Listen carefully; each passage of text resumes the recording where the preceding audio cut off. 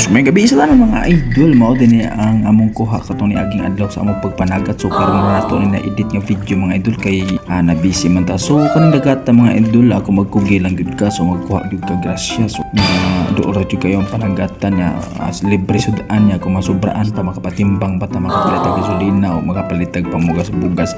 So mga idol lang kana siyang among kuha amo ra na siyang gikarga. So sa higad na mo na pugsyon kay sa hangin kay basig mo kusog.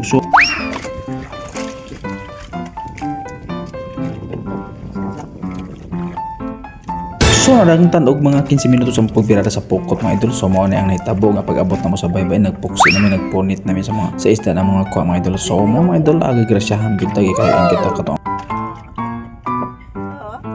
Kilo mga isda. Oh, bro-bulaw. Oo, ilak ko way mga kuan, way out dito. So sa mga nangutaan na kung usa na isda ang among kuha, so mo nagitawag diri sa mga idol hasa-hasa malatindok na so sagol lang na siya mga idol na mga buro-buro nga gagmay, so na mga karaho. So nindot kayong dagata mga idol. So pasalamat sa kita sa ani kaloy anta.